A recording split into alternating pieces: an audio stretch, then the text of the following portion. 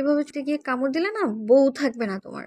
প্রতিদিন ভালোবাসার নতুন নতুন গল্প পেতে চ্যানেলটি সাবস্ক্রাইব করে পাশে থাকা বেল বাটনে ক্লিক করুন।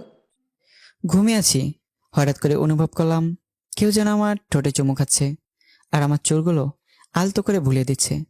আমি অনুভবকে স্বপ্ন মনে করে আমি ওকে আমার ঠোঁটের সাথে চেপে ধরি আর ঠোঁটে একটা কামড় বসিয়ে দেই।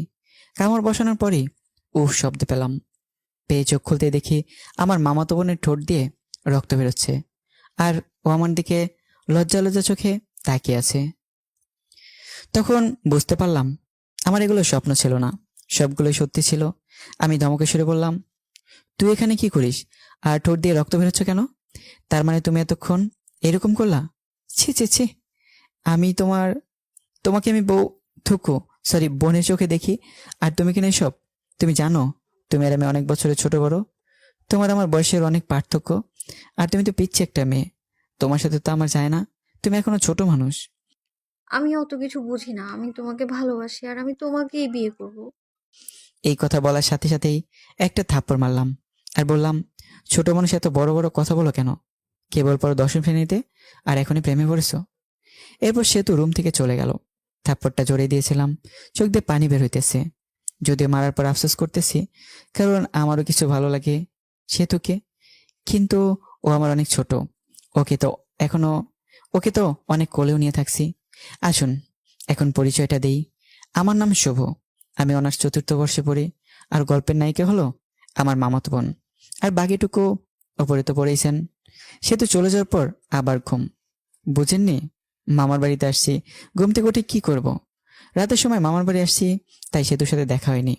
আর ওইসব ঘটনা ঘটলো সকালে। আসলে আমার 5টা মামা, আর তারা সবাই এক বাড়িতেই থাকে, জয়েন্ট ফ্যামিলি। পরে 10টার পর ঘুম থেকে উঠলাম, উঠে ফ্রেশ হয়ে বাইরে আসতেই 5টা মামি ডাকা শুরু করলো, শুভ আসো ভাত খেয়ে যাও। আমি বললাম, মামি আপনার কি পাগল হলেন নাকি? সবাই ডাকতেছেন, সব করে খাবো কেন?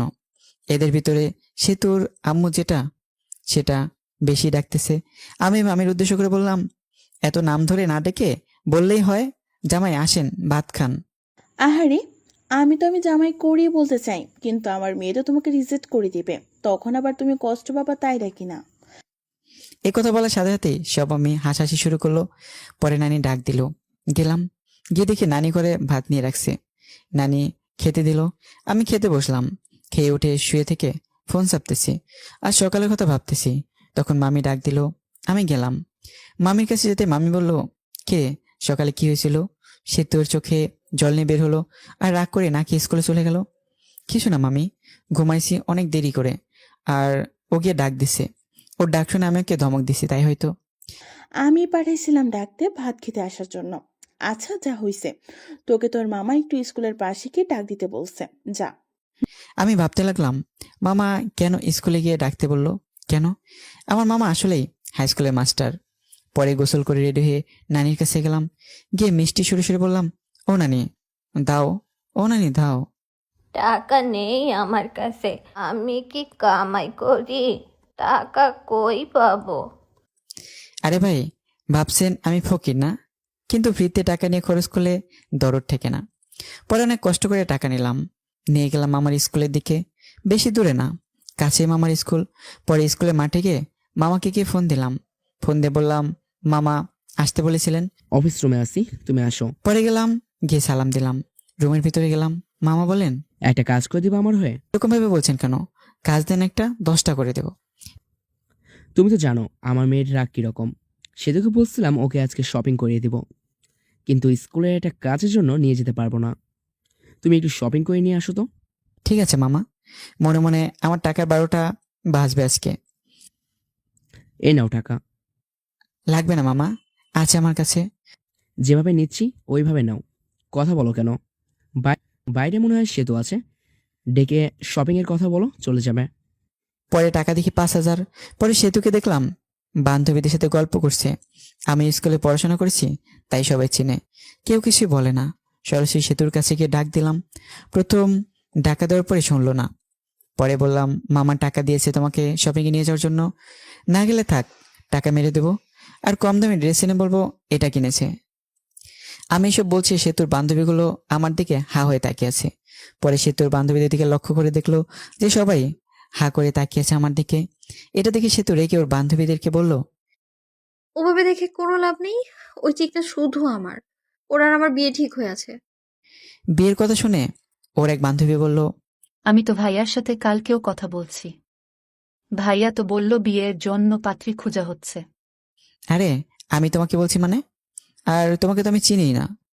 ভাইয়া আমার আইডি নাম হলো মেয়ামি মন্দনা। ও, তুমি সেই মেয়ে? সেতুকে রাগানোর জন্য তোমার সাথে বলার সময় ভেবেছিলাম তুমি হয়তো সুন্দরী না, কিন্তু এখন দেখে মনে হচ্ছে আসমান থেকে নেমে আসা পরী। এটা বলে সেতু দিকে তাকাই দিয়ে দেখি সে তো আমার উপর রাগে কটমট করছে, মনে হচ্ছে আজ তো খেয়ে ফেলবে।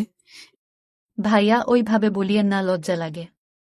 এটা বলার সাথে সাথেই সে তোর যত রাগ আমার উপর উঠছিল সব রাগ উঠেছে, সব রাগ ওই মেয়েটির উপরেই, যার জন্য। ইতি, দাঁড়া, তোর রাগ ছুটাচ্ছি আমি। এটা বলে কি ইতিকে ব্যাগ দিয়ে বাড়ি শুরু করলো আর বলল, শালা তুই আমার হবু স্বামীকে আর মেসেজ দেবে না, যদি দেশ তাহলে তোর 24টা বাজাবো। এটা বলে আমার দিকে আস্তে আস্তে বলতে লাগলো, তুই আর আজেবাজে মেয়ের মেসেজে রিপ্লাই দিবি না আর ব্লক করে দিবি। আমি নিশ্চয়ই শুনলাম, আর কিছু বললে আমাকে ব্যাগ দিয়ে বাড়ি শুরু করতো। স্কুল থেকে সরাসরি শপিং মলের দিকে রওনা দিলাম। স্কুল থেকে বের হয়ে অটো ডাকলাম। অটোতে যাবো না, রিক্সাতে যাবো। তুমি রিক্সা ডাকো। রিক্সায় গেলে শরীরের সাথে শরীর লাগবে, আর মানুষ দেখলে প্রবলেম হতে পারে।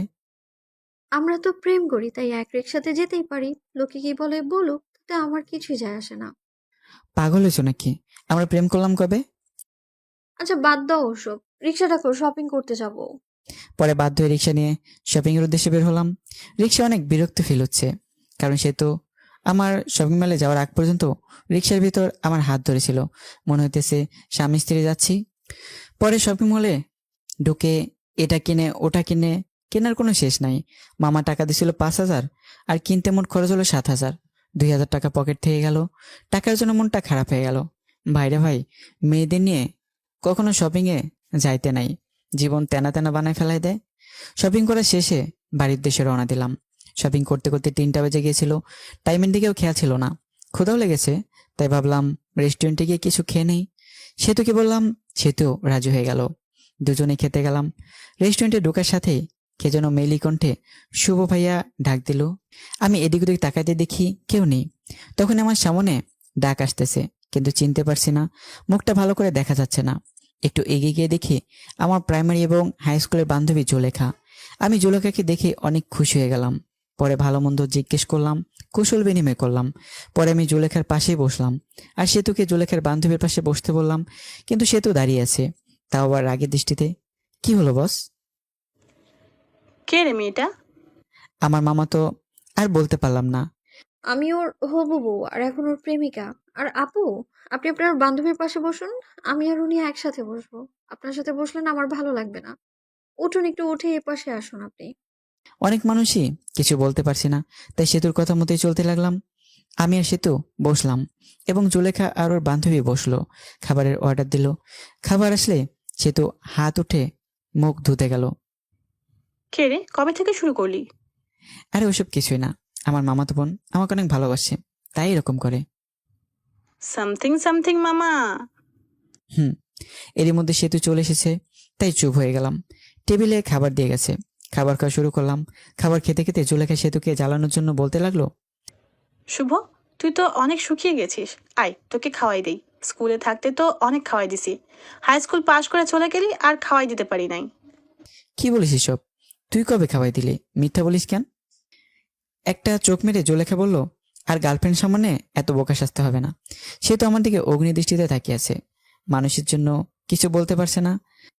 আয় উঠ, আর খেতে হবে না, অনেক খেয়েছিস। চল বাড়ি চল, বাড়ি যাবো। খাওয়া তো হয়নি, এখনই যাব মানে?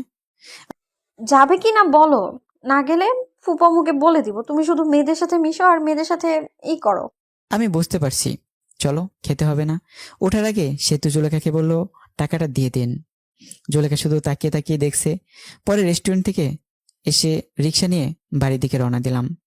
রিক্সা ওঠার সাথে সাথে সেতু বলল, তুমি এত লুচ্চা কেন? আমি লুচ্চা মানে? কি লুচ্চামি করছি তোমার সাথে? হ্যাঁ, সকালে এত জোরে কিস করছো যে আমার ঠোঁটটাই কেটে গেছে। আবার ওই মেয়ে নাকি তোমাকে ভাত খাওয়াই দিছে। ছি ছি, আমরাও তো পড়ি, কাউকে তো কিছু খাওয়াই দিই নাই। তুমি ছোট থাকতেই খাওয়াই দিচ্ছ। এখন তো অনেক বড় হয়েছো, এখন মনে হয় অনেক কিছু খাও মেয়েদের কাছ থেকে। আরে আমি তো আগে মেয়েদের সাথে কথা বলি নাই, আর এখন মেয়েরা কি খাওয়াবে? হ্যাঁ, মিথ্যা বলো কেন? জুলেখা তো আমার সামনেই বললো। মিথ্যা বলছে জুলেখা। আরও সে তো অনেক কথাই বললো। বলতে বলতে বাড়ি এসে গেছি, পরে ভাড়া দিয়ে দিলাম। বাড়িতে এসে ফ্রেশ হয়ে একটু বসে আছি আর ভাবছি, আমার টাকা গেল 2050টা। সে তো কি মামাকে বলে টাকাটা দিয়ে যাবে? 50 টাকা না দিলেও চলবে, কিন্তু আর বাকি টাকা দিলে ভালো হতো। আরে ভাই, ভাবছেন এত টাকা চিন্তা করছি কেন? আসলে আমি মধ্যবিত্ত ফ্যামিলি থেকে বড় হয়েছি, কিন্তু আমার নানা অনেক ধনী ব্যক্তি। সেই সুবাদে মামাদের অনেক টাকা।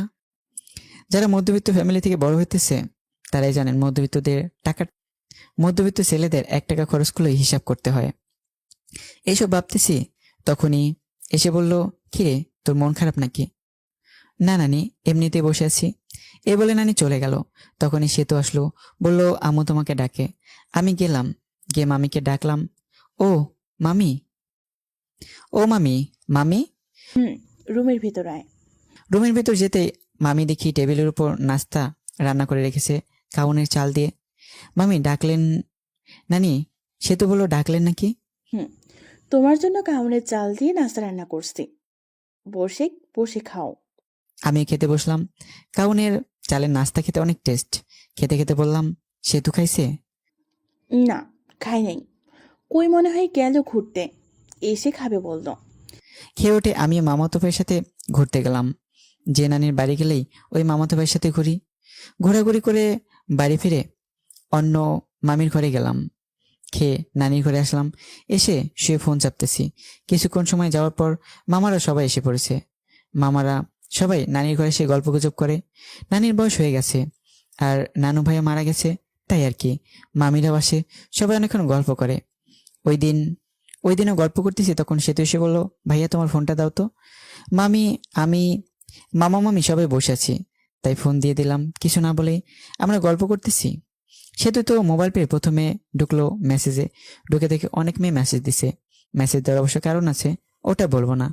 এর মধ্যে দেখতে পেলো মেয়ে আমি মন্দ না।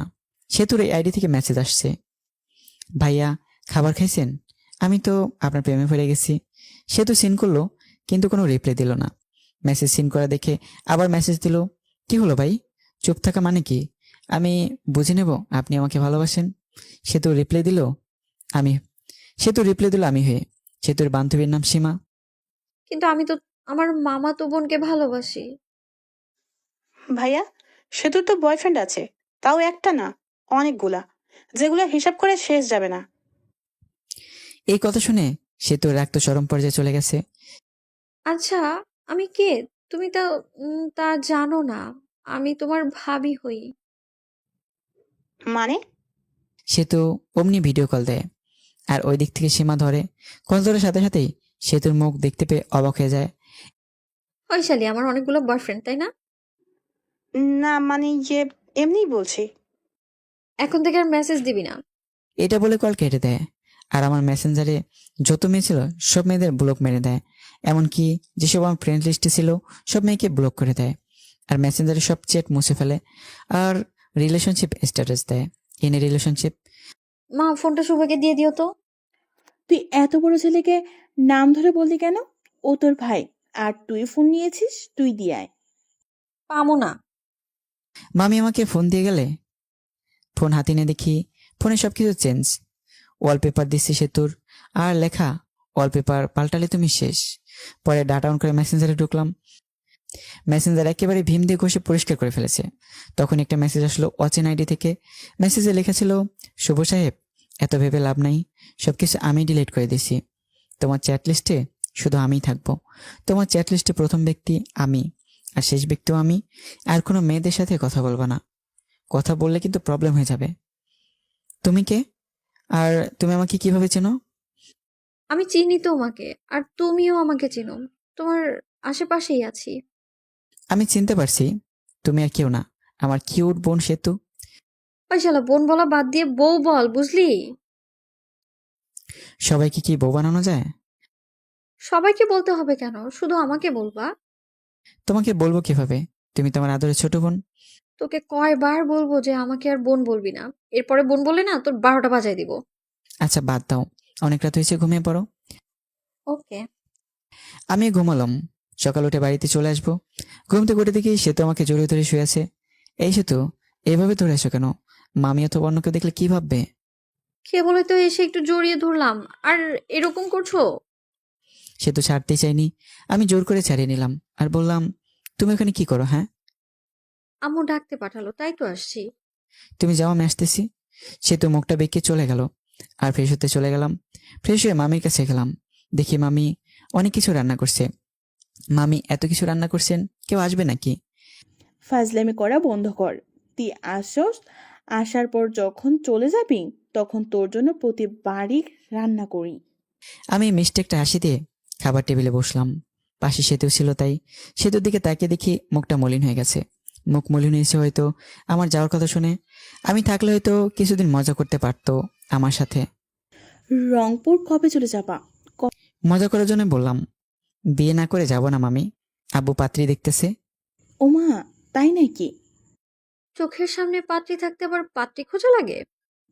কি রে, সে তো মনে মনে কি বলিস? আসলে বিয়ে করবা? আপনিও না মামি, বিয়ে করলে আপনারা জানবেন তো। খাবার খেয়ে রুমে এসে কাপড়গুলো ব্যাগে তুলছি, তখনই সেতু আসলো আর বলল, তোমার সাথে কিছু কথা আছে।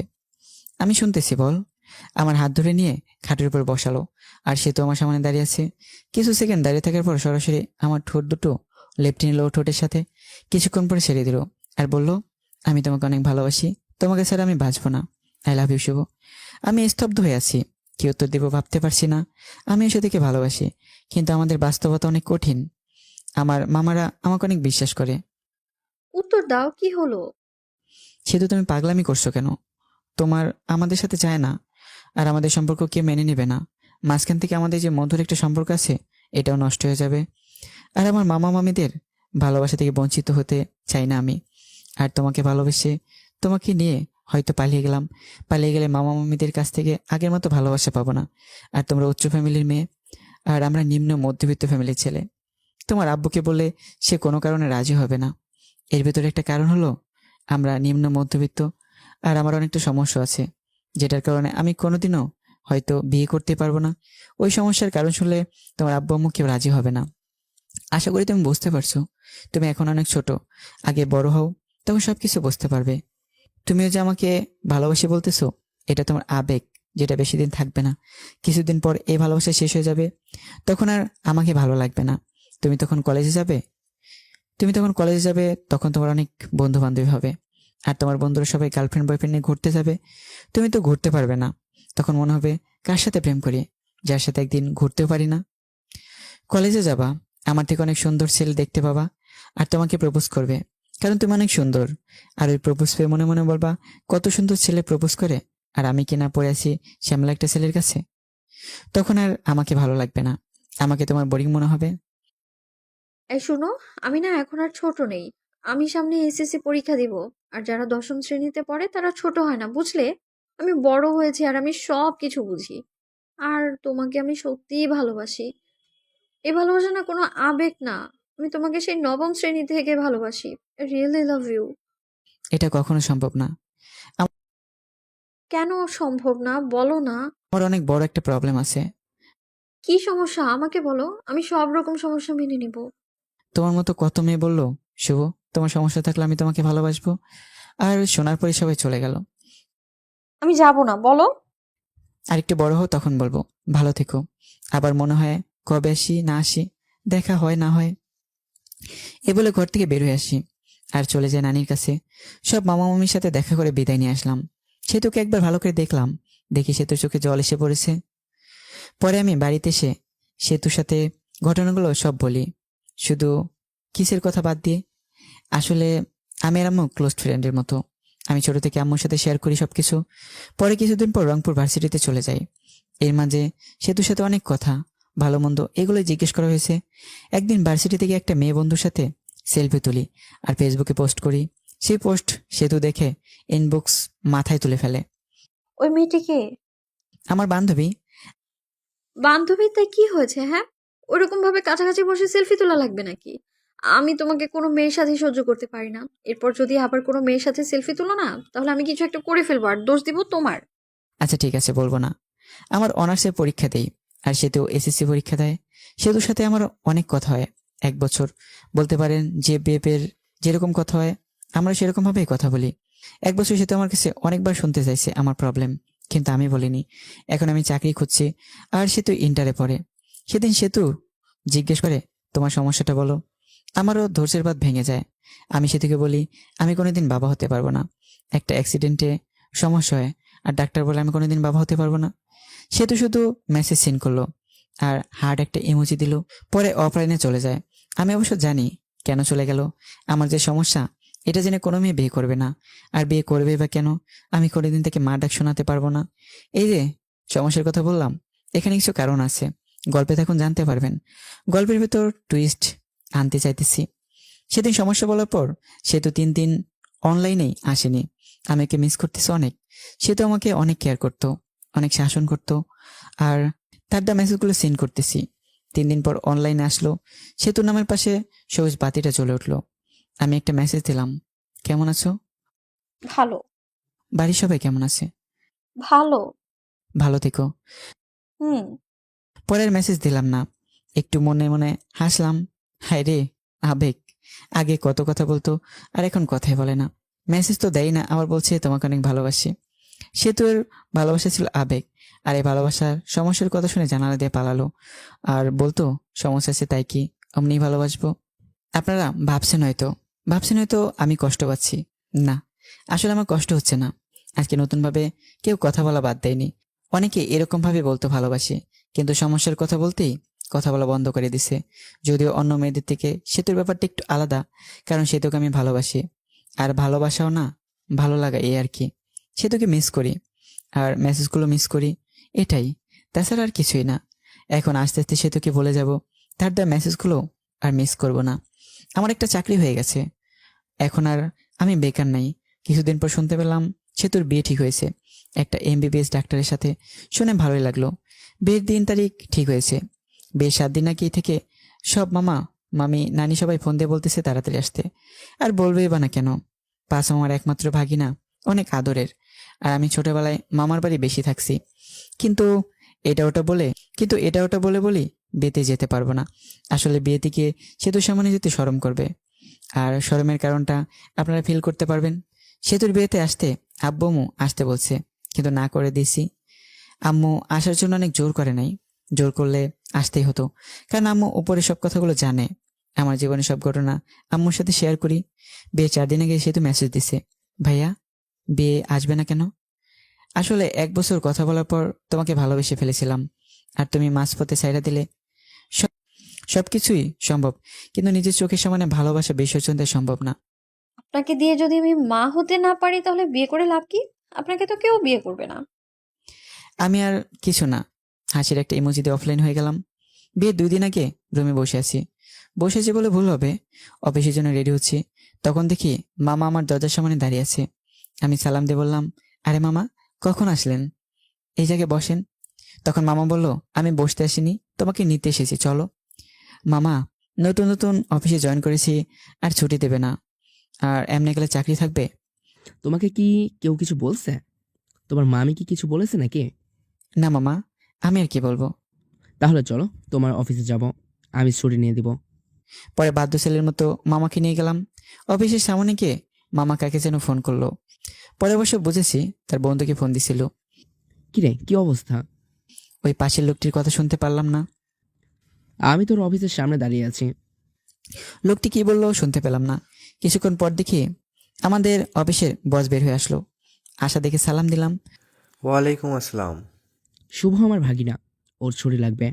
আরে শুভ, তোর ভাগিনা হয় আগে বলবি তো, বললেই আগেই ছুটি দিয়ে দিতাম। শুভ ছুটি চাইছিল কিন্তু দেই নাই, আরও বকা দিছি। এখন তো জানলি, ছুটি দিবি নি না চলে যাব আমি? আরে তুই আইসোস, ছুটি না দিয়ে পারি বল? চল কিছু খাই। হুম, চল। পরে একটা রেস্টুরেন্টে গেলাম, গিয়ে খেতে বসলাম। তা শুভ কি কাজ কিছু পারে না পারেই না? পারে, কিন্তু নতুন তো, তাই মাঝে মাঝে সমস্যা হয়। কিন্তু পারফরমেন্স ভালো, আগাতে পারবে। হঠাৎ করে আসলি, ফোন দিয়ে আসতি, তোর ভাবি শুনলে খুশি হতো। সময় নাই রে, এখানে 2টা কাজের জন্য এসেছে। এক হলো তোর সাথে দেখা করতে, আর ভাগিনাকে নিতে। মামা একটা কার্ড বের করে দিল আর বলল, বিয়ের দিন চলে যাস, আমার মেয়ের বিয়ে। আর কোনো কিন্তু চলবে না, বলে দিলাম। ঠিক আছে, চলে যাব। তাহলে আজকে উঠি রে, বাড়িতে অনেক কাজ, বুঝতে তো পারছিস। আচ্ছা, যা। পরে আমরা চলে আসলাম, এসে সরাসরি নানির বাড়ি। নানির বাড়ি অনেক মানুষ, সবাই আমাকে দেখে কাছে আসলো, সবার কথা বললো, সবাই কথা বললো। কিছুক্ষণ পর আমার ছোট কিউট বোনটা আসলো আর বলল, আমার জন্য কি নিয়ে আইছো? কিছুই না। আমার সাথে কথা নাই, যাও। ঠিক আছে। নীলাকে আম্মু চকলেট দেয়। পরে ছোট বোনটা চকলেট নিয়ে দৌড় দিল। আমি আম্মুর সাথে কথা বললাম, বলে ফ্রেশ হয়ে কিছু খেয়ে নিলাম। সেতুর সাথে এখনো দেখা হয়নি, অনেক খুশিতে আছে মনে হয়। বিয়ের সব আয়োজন কমপ্লিট করা হলো। বিয়ের দিন যেটা ভাবি নাই ওই কাজটা হয়েছে। আরে ভাই, যেটা ভাবতেছেন ওটা হয় নাই। আপনারা ভাবছেন সেতুর সাথে বিয়ে হবে, কিন্তু বিয়ে হবে না। আসলে আমি মেয়েদের উপর কোনোদিনও ক্রাশ খাই নাই, বলতে পারেন কাউকে প্রথম দেখে ভালোবেসে ফেলিনি। কিন্তু সেতুর বিয়েতে একটা মেয়েকে দেখি, যাকে দেখে পুরাই ফিদা হয়ে যায়, ভালোবেসে ফেলেছি। কিন্তু মেয়েটাকে চিনি না। মামার বাড়ির আত্মীয়দের যতগুলো মেয়ে আছে সবগুলোকে চিনি, কিন্তু এই মেয়েকে চিনলাম না। অত ভেবে লাভ নাই শুভ, আগে ভাব মেয়েটাকে কিভাবে পটানো যায়। যেভাবে হোক বিয়ের কয়দিনের ভিতরে পটাতে হবে, না পটালে হাতছাড়া হয়ে যাবে। যেভাবে সেই কাজ। দেখতে পেলাম মেয়েটা একাই বসে আছে, তার কাছে গিয়ে বসলাম। বসে বুকের বাঁ পাশে হাত দিয়ে বলতে লাগলাম, উহ, আহ, ইস, আপনার কোনো সমস্যা হয়েছে, ডাক্তারকে ডাক দিতে বলবো। উহ, ইস, দেখতে পারছেন বুকের বাঁ পাশে চিনচিন করছে। ডাক্তারকে ফোন করব। এই ব্যথা ডাক্তার দিয়ে ভালো হবে না। এই ব্যথা ভালো হতে হলে আপনাকে লাগবে গো, আপনাকে। আরে আপনি কি বলেন এসব? আপনি পাগল হয়েছেন নাকি? প্রেমে পড়লে যদি পাগল হতে হয় তাও হবো তোমার জন্য। কি বলেন এসব? এটা বলে মেয়েটি চলে গেল। আমি ওর চলে যাওয়ার দিকে তাকিয়ে রইলাম, ধ্যান ধরে বসে আছি। তখনই মামা বলল, শুভ, ওই কাজটা করতো। কাজ করতে চলে গেলাম, কিন্তু ওই মেয়েটার মায়াবী চোখগুলো, এলোমেলো চুল, সুন্দর চাহনি, মিষ্টি মিষ্টি হাসি, সব মিলে পুরো জোস। ভাবতে লাগলাম নামটা কিভাবে শোনা যায়। বাড়িতে যতগুলো লোক আছে তাদেরকে খাবার দিতে হবে, আর আমার দায়িত্বটা হলো খাবার টেবিল ঘুরে ঘুরে দেখা। টেবিলের উপর সবকিছু রাখা হবে, সব আত্মীয়দের যা কিছু খাবে সব নিয়ে নিয়ে খাবে। এটাই দেখা লাগবে, কোন জায়গায় তরকারি শেষ হলো, পানি শেষ হলো, কারো খেতে প্রবলেম হচ্ছে কিনা। এত কাজ আর বিয়ে বাড়ি, এত মেয়েদের মাঝে আমার চোখ শুধু ওই মেয়েটাকেই খুঁজছে। বিয়ে বাড়িতে মেয়ে পটানোর আর কথা বলার একেবারে পারফেক্ট জায়গা। অবশেষে সবাইকে খেতে দেওয়া হলো। অনেকে আসলো, কিন্তু মেয়েটা আসতেছে না। কিছুক্ষণ পর সেতুর বড় বোনের সাথে আসলো ওই মেয়েটি। পরে খাবার পরিবেশন করা হলো। আমি আসতে সেতুর বড় বোনের নাম রিধি। রিধি আপু যে টেবিলে বসেছে ওই টেবিলে গেলাম। রিধি আপুকে বললাম, একা খাচ্ছ? একলা খাবো কেন? এই যে কত মানুষ আমার আশেপাশে। আচ্ছা, আমাকে সাথে নিয়ে খেলেও তো হয়। একটা মাংসের টুকরা খাইয়ে দাও। হা কর, খাওয়াই দিতেছি। আপা, এই মেয়েটার নাম কি? কোন মেয়েটা? তো ডান পাশেরটা। ও, ওর নাম আফরিন। এ হলো। আর কিছু শুনতে চাই না, নামটা দিলেই চলবে। আচ্ছা, মেয়েদের নাম শুনে কি করবি? আবার প্রেমে পড়ে গেলি নাকি? আফরিন সবকিছু শুনতেছে আর অবাক দৃষ্টিতে আমাদের দিকে দেখছে আর খাচ্ছে। কি যে বলো না তুমি। প্রেমে পড়ে কি করবি? ফুপুকে বল একটা বিয়ে করে ফেল। বয়স তো আর কম হলো না। আর কিছুদিন পরে বুড়ো হয়ে যাবি, বউ পাবি না। আফরিনের মতো একটা সুন্দর মেয়ে পেলে তো এখনই বিয়ে করে ফেলতাম। আফরিন একটু কাশি দিল খাক খাক করে। আর নিধি, কি বলি তুই? আর আমি এটা বলে ওখান থেকে চলে আসলাম। বেশিক্ষণ থাকলে প্রবলেম হয়ে যেত। সবার খাওয়া শেষ হলো, তখন মামা বলল, শুভ, তুমি কি কিছু খাইছো? না মামা। তুমি তাহলে নিজের রুমে যাও, খাবার পাঠিয়ে দিতেছি। কিছুক্ষণ পর সেতুর শ্বশুরবাড়ি থেকে লোক আসবে, তখন তো আর কিছু খাইতে পারবা না। খাবার খেয়ে ভালো ড্রেস পরে নিজেকে পরিবর্তন করো, গরমে ঘামের কারণে ড্রেসটা নষ্ট হয়ে গেছে। ঠিক আছে মামা। পরে চলে গেলাম নিধির রুমে। গিয়ে দেখি নিধি, আফরিন আরো কয়েকটা মেয়ে বসে থেকে ফোন চাপছে। আমাকে দেখে নিধি বলে উঠলো, কিরে বান্দর, এখানে কি করস? আফরিনের দিকে তাকিয়ে থেকে বললাম, তাকে না দেখে আর থাকতে পারলাম না। কাকে রে? বুঝবি না রে। আপনারা হয়তো ভাবছেন নিধির ঘরে খেতে যেতে বললো কেন। এখানে একটা কারণ হলো, বাড়িতে অনেক আত্মীয়, এখন আমাকে আলাদাভাবে খাওয়াতে হলে আলাদা একটা রুম তো লাগবেই, তাই না? তখনই মামা খাবারের প্লেট নিয়ে ঢুকলো আর আমি টেবিলে বসে পড়লাম। মামা নিধিকে দেখতে পেয়ে বলল, এটা আমার ছোট মামা। ওকে চাচু।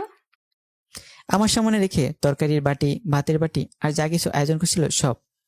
খেতে বসেছি, তখন ছোট মামি এসে বলল, শুভ, ভাত নাও, তরকারি নাও। এমনকি মামি তুলেও দিল। আমি খেতে লাগলাম। ছোট মামি চলে গেল, মেজো মামি আসলো। মেজো মামি এসে তরকারি দিল, ভাত দিল, আমি নিলাম। পেট ভরে গেছে। মেজো মামি চলে যাওয়ার পর আসলো সেতুর আম্মু, এসে বলল তরকারি নাও। আমি বললাম নিব না, তবুও জোর করে দিল। এদিক দিয়ে তো আমার অবস্থা খারাপ। পরে সোজা মামি এসে আরো দিয়ে গেল। আমার পেটে তো ঢুকছেই না। পিছনে তাকিয়ে দেখি নিধি আর ওর সাথে বসে থাকা মেয়েগুলো হাসতেছে। আর কাটাকে নুনের ছিটা দেওয়ার জন্য নিধি এসে বলল, চামচ দিয়ে মাংস প্লেটে দিয়ে বলল, এই নে, খা বেশি করে। আমার অনেক রাগ উঠে গেল, মনটা চাইতেছে ধরে পিটাই। প্লেটে মাংস দিয়ে নিধি পাশে চেয়ারে বসলো আর ওর সাথে মেয়েগুলোকে ডাক দিল। আয়, আমরা সবাই ওর পাশে বসে থাকি, যাতে ও খাওয়া বাদ দিয়ে পালাতে না পারে। ব্যাক্কেল মেয়েগুলো সবাই পাশে এসে বসলো, সাথে আফরিন সহ। আফরিন মনে মনে বলতেছে, আমাকে অনেক জ্বালাইছস, এখন একটু প্রতিশোধ নেই। আফরিনও মাংস তুলে দিল আর বলল, খাও, খাইলে শরীর ভালো থাকবে।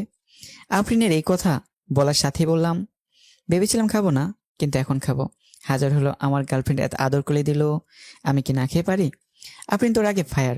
আর বাকি মেয়েগুলো হাসতেছে। এর মধ্যে নিধির একটা কল আসে আর একটু দৌড়ে যায় কথা বলার জন্য। তখনই আফরিন আবার মাংস দেয় রাগ করে। আদর করে দিচ্ছি, খা, না খেয়ে উঠতে পারবি না। এবার দেও দেখে রাগ করে উঠে গেলাম। এত খাবার খাওয়া যায় নাকি? রাগ ওঠার কারণে মাংসের ঝোল ঠোঁট দিয়ে ভরিয়ে নিলাম। আর আফরিনের অপ্রস্তুত অবস্থায় সরাসরি লিপকিস করেই তোর। পরে আর আফরিনের সামনে যায়নি। কিছুক্ষণ পর সেতু শ্বশুরবাড়ির লোক আসবে, কিন্তু সেই জন্য সবকিছু আরো সুন্দর করে সাজানো হলো। কিন্তু সেই সময়ই সেতুর শ্বশুরবাড়ির লোকজন আসার কথা ছিল। ওই সময় পার হয়ে যাচ্ছে, কিন্তু কেউ আসছে না। তখন মামা কল করে ঘটকের কাছে। ঘটক মনে হয় কি বললো তা শুনে মামা চোখে পানি এসে গেছে এবং মামা মাথায় হাত দিয়ে বসে বলল। পরে আমি আরো মামার দিকে এগিয়ে গেলাম, গিয়ে জিজ্ঞেস করলাম কি হয়েছে। মামা যা বলল তাতে তো আমার হুঁশ উড়ে যাওয়ার মতো অবস্থা। কথা হলো, সেতু যার সাথে বিয়ে হওয়ার কথা ছিল সে নাকি অন্য মেয়েকে নিয়ে পালিয়ে গেছে। বাকি মামারা ওই মামাকে সান্ত্বনা দেওয়ার জন্য বললো, চিন্তা করিস না, আমরা তো আছি। সেতুর আব্বু উঠে আমার দিকে তাকালো আর বাকি মামারা আমার দিকে তাকালো। তারপর মামারা কি মনে হয় চোখাচুকি করে চলে গেল আমার বাবার কাছে। আব্বুকে কি যেন বললো, আব্বু হ্যাঁ হো করলো। পরে আম্মুর কাছে গিয়ে ওই কথাগুলোই বললো। পরে আম্মু আমার কাছে আসলো আর বললো সেতুকে বিয়ে করতে। কিন্তু কিন্তু আম্মু, সেতু তো আমাকে পছন্দ করে না। তখনই আমার মামার এসে পড়লো আর বলতে লাগলো, শুভ, না করিও না, বুঝতেই তো পারছো। পরে আমিও রাজি হয়ে গেলাম। বর্ষে থেকে বিয়ের স্টেজে বসে পড়লাম। বিয়ে পড়ানো শেষ হলো, বরকনে একসাথে করে মিষ্টি খাওয়ানো হলো। একটু আর চোখে আফরিনকে দেখলাম। দেখি আফরিন মনটা খারাপ করে আছে। হয়তো আফরিনও ভালোবেসে ফেলেছিল আমাকে। যার কপালে যার নাম লেখা থাকে, ঘুরে ফিরে সেই জীবনসঙ্গী হয়। পরে বিদায় নিয়ে চলে আসলাম আমার বাড়ি। আগে ফোন দিয়ে বলা হয়েছিল ঘর সাজানোর, তাই ঘর সাজিয়ে রেখেছে। এসে বউ আগে ঢোকানো হলো। কিছুক্ষণ পর আমি গেলাম, দেখি সে তো ঘোমটা দিয়ে বসে আছে। আমি গিয়ে একটু কাশি দিলাম, সেতু বসে আছে। কোনো সারা শব্দ না পেয়ে আমি গিয়ে সেতুর ঘোমটাতে তুললাম। তখন সেতু বলল, আপনার লজ্জা করে না হাঁটুর বয়সী মামাতো বোনকে বিয়ে করতে?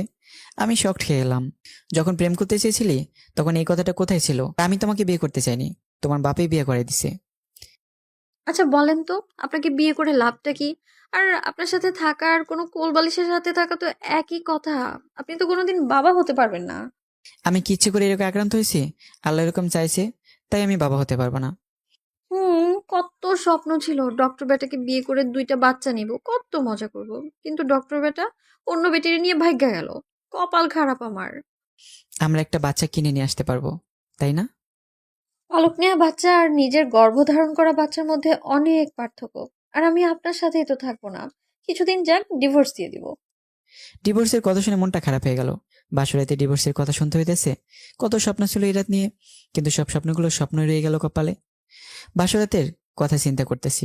সেতুর দিকে তাকিয়ে দেখি সেতু ঘুমিয়ে গেছে। আমি সেতুর পাশে শুয়ে পড়লাম। সকালে সেতুকে জড়িয়ে ধরে ঘুমিয়ে আছি।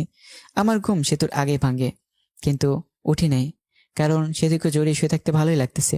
তখনই সেতুর ঘুম ভেঙে গেল আর সেতু নিজেকে সারানোর চেষ্টা করছে, কিন্তু পারছে না। কিন্তু পরে সেতু এমন একটা কাজ করলো যে কাজটা আমি ভাবতে পারিনি। সেতু আমার কাছ থেকে ছাড়াতে না পেরে গালের ভিতর চিমটে মারলো আর আমি ও বলে উঠলাম। গালে হাত দিয়ে দেখি যে জায়গায় চিমটি দিছে ওই জায়গাতে রক্ত বেরোচ্ছে। এটা দেখে মেজাজটা খারাপ হয়ে গেল। লজ্জা করে না? আপনার আমাকে জড়িয়ে ধরতে যত সব ফালতু ছেলে। বুকে জড়িয়ে ধরে ঘুমালেই সবকিছু হয় না, সন্তান জন্ম দেওয়ার ক্ষমতাও থাকতে হয়। আমি কি বলবো না বলবো বুঝতে পারছি না, কথা বলার ভাষা হারিয়ে ফেলেছি। একজনের একটা সমস্যা থাকতেই পারে, তাই বলে কথায় কথায় এরকম। কিভাবে বলবো? হ্যাঁ, তাড়াতাড়ি আমাকে ডিভোর্স দিবেন। এটা শুনে আরো মেজাজ খারাপ হয়ে গেল। পরে মারলাম একটা থাপ্পড়। এত ডিভোর্স ডিভোর্স করিস কেন? হ্যাঁ, ডিভোর্স কি খুব ভালো জিনিস নাকি? ডিভোর্স দিলে আমার কিছুই হবে না। আর তোর সাথে ছেলেরা কথা বলবে, কিন্তু কেউ বিয়ে করার জন্য না, শুধু তোর দেহ লোটার জন্য। এগুলো বলে আমি চলে আসলাম বাইরে। বিয়েটা কিরকম হলো আপনারা জানেনই, তাই আমাদের বাড়িতে বেশি আয়োজন হয়নি। আমার ভালো বন্ধু আছে আমার বাড়ির পাশে, ওর নাম রবি। আমি রবিদের বাড়িতে চলে গেলাম। মনটা ভালো ছিল না, তাই game mode do not disturb চালু করে গেম খেলা শুরু করলাম আমি আর রবি। সেতুকে এসব কথা বলার পর সেতু আরো রাগ করেছে। সেতু ফ্রেশ হয়ে বাইরে এসে সবার সাথে কথা বলতেছে। আম্মু আব্বু আমাকে খুঁজতেছে, কারণ সকালে একেবারে আমাকে দেখেনি। 12টার সময় গেম খেলা থেকে বের হয়ে দেখি 50টার মতো মিসড কল উঠে আছে। দেখি আম্মুর নাম্বার থেকে কল এসেছে, আব্বুও দিছে। অনেকটা অপরিচিত নাম্বার। আমি রবিদের বাড়ি থেকে বের হয়ে বাড়ির দিকে হাঁটা ধরলাম, আর অপরিচিত নাম্বারটাতে কল ব্যাক করলাম। কল রিসিভ করে কিন্তু কথা বলে না। কে আপনি? হ্যালো হ্যালো, কিন্তু কথা বলে না। কিছুক্ষণ পরে কথা বলল। আমি বলার পর চিনতে পারলাম সেতু কল দিছে। তারপর কলটা কেটে দিছি। দেখি বাড়ির কাছাকাছি এসে পড়ছি। বাড়িতে ঢোকার পরপরই আব্বু আম্মু জিজ্ঞেস করলো, কই গেছিলা? রবিদের বাড়িতে গেছিলাম। এই কথা বলার সাথে সাথেই শুরু হলো বকাবকি। আমি চুপচাপ সবকিছু শুনে ঘরে গেলাম, গিয়ে ফোনটা চার্জে দিলাম। ঘরে সেতু বসে আমাকে দেখে জিজ্ঞেস করলো, কই গেছিলেন এত সকালবেলা? কই গেছিলাম তুমি শুনে কি করবা? ফোনটা চার্জ দিয়ে বাইরে এসে পড়লাম। আমাদের বাড়িতে হালকা কিছু আয়োজন করা হয়েছে। সেতুদের বাড়ি থেকে 2-3 জন লোক আসবে আমাদের নিতে। আমি ফ্রেশ হয়ে ঘরে গিয়ে শুয়ে আছি, আর সেতু বসে থেকে ফোন চাপতেছে। ফোন চার্জে, তাই টিপতেও পারছি। সেতুর দিকে তাকিয়ে আছি। ওরকম তাকিয়ে থাকেন কেন? দেখি আমার বন্ধু গার্লফ্রেন্ড এবং আমার ন্যাংটা কালের বান্ধবী ফোন দিছে। নামটা মিথিলা। ফোন চার্জে ছিল, তাই রিসিভ করে স্পিকার বাড়িয়ে দিয়ে বললাম, কি রে শয়তান, বিয়ে করলি আর একটু বললিও না। তাতে আবার বলতি বিয়ে করার সময় তোদের ছাড়া বিয়েই করব না। হঠাৎ করে সবকিছু হয়ে গেছে, রবিকে বলার টাইম পাই নাই। রবি বলল তোর বউ দেখতে একদম বাজে। আমাকে দেখে রবির হিংসা হয়েছে, ওটা সুন্দর না তাই। আরো কি শুনলাম? কি শুনলি? শুনলাম রাতে বলে বিলাই মারতে পারিস নাই। তোর বেটি এসব কি বলস? এমনি বললাম রে। পরে কথা কই রে, ফোনে চার্জ নাই। আগে তো অনেক কথা বলতি, এখন বউ হয়েছে না, কথা বলবি কেন? বাবু রাগ করো না, রবি চিপাই নিয়ে চকলেট দিবনি। বান্দর চিপাই নিয়ে চকলেট দিবে মানে? রবিকে বল, রবি বলবনি কিভাবে চিপাই নিয়ে চকলেট দিতে হয়। এই কথা বলে ফোনটা কেটে দিলাম। আমি কেটে না দিলে কথা বলতেই থাকতো। ফোনটা রেখে সোজা হয়ে পিছনে তাকাতেই পারিনি। দেখি সেতু দাঁড়িয়ে আছে। মেয়েটা কে ছিল আর আমাকে খারাপ দেখা যায় এটা বললো কেন? মেয়েটা কে আছে তোমাকে বলবো কেন? আর যাকে দেখতে যেরকম লোকে, তো তাকে সেরকমই বলবে। তুমি ওকে বাবু বললা কেন? ভালো লাগছে তাই বলছি। আর আপনি থেকে তুমি বলছো কেন? আমি তোমার বড়, সম্মান দিয়ে কথা বলবা। ঘরে বউ রেখে অন্য মেয়ের সাথে কথা বলতে লজ্জা করে না? লজ্জা করবে কেন? তোমাকে তো ডিভোর্স দিয়ে দিব। এটা শুনে রাগ করে সেতু চলে গেল। আমি শুয়ে রইলাম। কিছুক্ষণ পর সেতুর বাড়ি থেকে লোকজন আসলো। খাওয়া দাওয়া করে শ্বশুর বাড়ির দিকে রওনা দিলাম। শ্বশুর বাড়ি যাওয়ার পর সেতুকে জ্বালানোর জন্য মেয়েদের বলতে কাছের মানুষকে জ্বালানোর সহজ উপায় হলো কাছের মানুষের সামনে অন্য মেয়েদের সাথে কথা বলা। শ্বশুর বাড়িতে যাওয়ার পর সেতুতে সব আত্মীয়রা ছিল। গিয়ে দেখে আফরিনও আছে। মেয়েটার মনটা অনেক খারাপ। কপালে যা থাকে তাই তো হয়। আমাদেরকে থাকার রুম দেওয়া হয়েছে। ওই রুমে আগে থেকেই সেতু ছিল। পরে গেলাম, গিয়ে দেখি সেতুর সব বোনগুলো একসাথে বসে আছে। আমিও তাদের সাথে যোগ দিলাম। ওদের মধ্যে থেকে একটা মেয়ে বলে উঠলো, দুলাভাই কত হ্যান্ডসাম। ও মা তাই নাকি? তুমিও তো অনেক কিউট। সেতুর সাথে বিয়ে না হলে তোমাকে বিয়ে করতাম। সবাই এসে দিল। তখন আরেকটা মেয়ে বললো, দুলাভাই সেতুকে হানিমুনে কই নিয়ে যাবেন? সেতুকে নিয়ে হানিমুনে যে কি হবে? হানিমুনে তো শালিদের নিয়ে যেতে হয়, তাহলে মজা বেশি হয়। আমি তো ভাবছি সেতুকে রেখে তোমাদের সবাইকে নিয়ে হানিমুনে যাব। আহারে, সেতুকে রাইখে গেলে সে তো কষ্ট পাইব। সেতু আনরোমান্টিক একটা মেয়ে। সেতুকে নিয়ে হানিমুনে গেলে টাকাটাই নষ্ট, তা না? তোমরা অনেক রোমান্টিক মনে হইতেছে। সেতুর দিকে তাকে দেখি সেতু সাপের মতো ফোঁস করতেছে। যা, তোরা সবাই যা, ঘর থেকে বের হ, আমি ঘুমাবো, অনেক ঘুম পাচ্ছে। চলে যাচ্ছি, তোর স্বামীর ভাগ আমি নিব না। এই বলে সবাই চলে গেল। সেতু দরজা আটকে দিল। আর আমার কাছে এসে বলতে লাগলো, ছি ছি, অন্য মেয়েকে হানিমুনে নিয়ে যেতে চাই, শরম করে না? বুঝলাম না, আমি তোদের সাথে মজা করে বলছি। পরে সেতু শুয়ে পড়লো, আমি শুয়ে থেকে গেম খেলতেছি ফুল সাউন্ড দিয়ে, যেন সেতু ঘুমোতে না পারে। বাইরে গিয়ে গেম খেলুন, আমার ঘুমের সমস্যা হচ্ছে। সমস্যা হলো অন্য ঘরে গিয়ে ঘুমাও। সেতু পরে ফোনটা নিয়ে রেখে দিল। আমি বাচ্চাদের মতো শুয়ে রইলাম। এভাবেই ঝগড়া, সেতুর অপমান। আমি কোনোদিনও বাবা হতে পারবো না। সে ডিভোর্স চায় প্রতিদিন, আমি কিছুই বলি না। 7 দিন শুনলাম এসব। এখন রংপুর চলে যাচ্ছি, অফিসে সেতুকে রেখেই যাচ্ছি। পরে সবকিছু ঠিক করে সেতুকে নিয়েও যাব। সবার কাছ থেকে বিদায় নিয়ে এলাম। এখন সেতুর কাছে গেলাম, ভালোভাবে থেকো আর দোয়া করো আমার জন্য। দোয়া করে কি হবে? তুমি মরলেই আমি খুশি হব। তুমি এটা বলতে পারলে? যেটা সত্যি সেটাই বললাম। আমি আর কিছু না বলে চলে আসলাম। হাসি মুখে বের হয়ে আম্মু আমার কাছ থেকে বিদায় নিলাম। কিন্তু ওই সময় আমার খুব কষ্ট হচ্ছিল। মনে হচ্ছিল যে আমি কান্না করি। আমি এত বিরক্ত হয়ে গেছি যে কেউ একজন আমাকে মারার কথা বলছে। ভিতরে কষ্ট আর বাইরে হাসি নিয়ে চলে গেলাম চাকরি করতে। সকালে গাড়িতে গেছি, তাড়াতাড়ি পৌঁছেছি। রাতে আম্মুর এই জায়গায় কল দিয়েছিলাম। আম্মুকে জিজ্ঞেস করছি সেতুর কথা। সেতুকেও ফোন দিছিলাম কিন্তু রিসিভ করেনি, কেটে দিছে। পরের দিন সকালে উঠে অফিসের জন্য রেডি হয়ে অফিসে গেলাম। যাওয়ার পরে পিয়ন এসে বলল, ম্যাডাম আপনাকে ডাকলো। আমি ভাবতে লাগলাম, আগে তো স্যার ছিল, এখন ম্যাডাম কই থেকে আসলো। বাবা বাবি বাদ দিয়ে গেলাম ম্যাডামের রুমের সামনে। গিয়েই, ম্যাডাম আসতে পারি? আসেন। আমি ভিতরে গিয়ে ম্যাডামকে দেখে তো অবাক, কারণ ম্যাডাম আর কেউই নয়, বিয়েবাড়ির সে আফরিন। আফরিনকে দেখে ভয় পেয়ে গেলাম। বিয়েবাড়িতে যা কিছু করছি, চাকরি থেকে বের করে দেয় নাকি আবার। ভয়ে ভয়ে কাছে গিয়ে, আপনি আমাকে ডেকেছেন ম্যাডাম? তা কেমন আছেন? আর আপনার বউ কেমন আছে? আমি ভালো আছি, আর আমার বউ ভালো আছে। ভালো থাকলেই ভালো। ম্যাডাম, সেদিনের ভুলগুলোর জন্য আমি দুঃখিত, মাফ করে দেবেন। ওসব আমি ভুলে গেছি। আপনার বউকে সাথে নিয়ে এসেছেন? না, কিছুদিন পর নিয়ে আসবো। নিয়ে আসলে আমাদের বাড়িতে নিয়ে আসেন সময় করে। আপনি বসের কি হন? আপনার বস আমার বাবা হয়। এমনি আপনার সাথে দেখা এবং অফিসটা ঘুরে দেখতে এসেছি। ম্যাডাম, তাহলে আসি, অনেক কাজ করতে হবে, অনেকদিন পর আসলাম তো, দেখতেই তো পারছেন। এরপর কোনোদিন দেখা হলে ম্যাডাম বলবা না, নাম ধরে বলবা এবং তুমি করে বলবা। জি। পরে আসলাম কেবিনে। কেবিনে বসে কাজ করা শুরু করলাম। কাজ শেষ করে ম্যাচের দিকে রওনা দিলাম। আজকে অফিস ছুটির আগে বের হয়েছি, কারণ হলো একটা বাসা খুঁজে বের করতে হবে। ম্যাচে তো আর বউ নিয়ে থাকা যাবে না। বাসা খুঁজে পেলাম, বাসা ঠিক করে ম্যাচে ফিরলাম। পরের দিন বাসায় শিফট হব। এখন বাসা থেকে অফিস যাওয়া আসা করি। আমি রংপুর এসেছি 7 দিন হয়ে গেছে। এই 7 দিনে সেতুকে কল মেসেজ দিছি, কিন্তু কোনো রিপ্লাই পাইনি। একদিন সেতু, আব্বাম্মু এবং সেতুর আব্বাম্মু সবাই একসাথে বসে গল্প করছিল। তখন সেতু সবাইকে একটা প্রশ্ন করে, আম্মু, ওর কি কোনোদিন বড় কোনো অ্যাক্সিডেন্ট হয়েছিল? না, শুভ তো খুব সাবধানে চলাচল করে। সবাই নাই করলো, কারণ আমার তো অ্যাক্সিডেন্ট হয়নি। কিন্তু ও তো বললো ওর একটা বড় অ্যাক্সিডেন্ট হয়েছিল, তারপর থেকে ও বাবা হওয়ার ক্ষমতা হারিয়ে ফেলেছে। তোমার সাথে মজা করার জন্য বলেছে এসব। ও তো কোনো ডাক্তার দেখানোর জন্য হাসপাতালে যায়নি। আমি তো অনেক বড় ভুল করে ফেলেছি। কি ভুল? আমি তো শুভর কথা বিশ্বাস করে শুভর সাথে অনেক খারাপ ব্যবহার করেছি। শুভর কাছ থেকে ক্ষমা চেয়ে নিও, তাহলেই হবে। পরে সেতু ওইখান থেকে চলে আসে, আর ঘরে এসে ভাবতে লাগে পুরনো কথা। এখন আমাকে কিভাবে পটানো যায় সেটাই ভাবতে হবে। আমাকে জানানো যাবে না যে ওই সব জানে। ওকে যখন আমি এতটাই ভালোবাসি এর কথা বলেছিলাম, ও তখন বলেছিল এটা আবেগ। আমি তো কত কিছুই বলেছিলাম, তারপরে তো আমি কত খারাপ ব্যবহার করলাম। এখন শুভকে আমায় মেনে নেবে? এখন শুভ ভালোবাসার কথা বললে কি ভাববে? শুভর সাথে তো আমি এই কয়দিনে কথা বলিনি। অনেকবার ফোন দিচ্ছে, আমি তো ফোনটা ধরিনি। পরে তো আবার ফোন দিবেই, তখন কথা বলবো। এসবই ভাবলো সেতু। এখন আমি আর সেতুকে কল দেই না।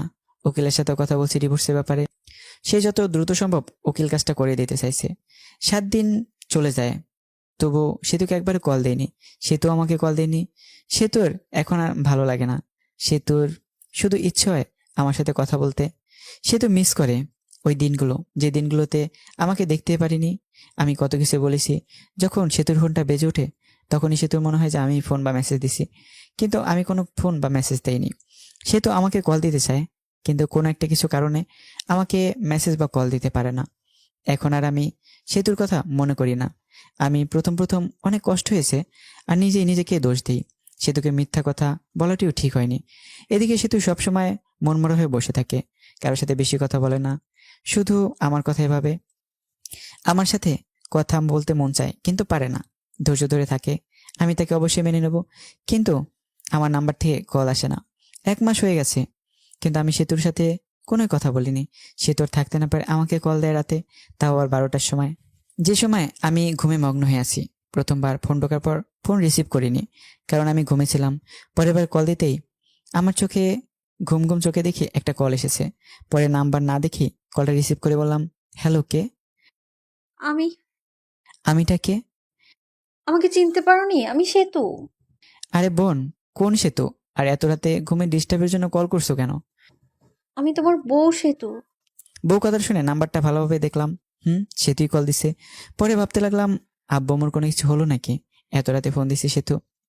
আব্বু আম্মু আব্বু আম্মুর কিছু হয়েছে নাকি ফোন দিছে? আব্বু আম্মুর কিছুই হয়নি, কথা বলার জন্য ফোন দিয়েছি। ফাজলাম রাখো। বিয়ে ফেললোকে ভাইকে গেছে নাকি আবার এখন প্রবলেম হয়েছে দেখে ফোন দিছে?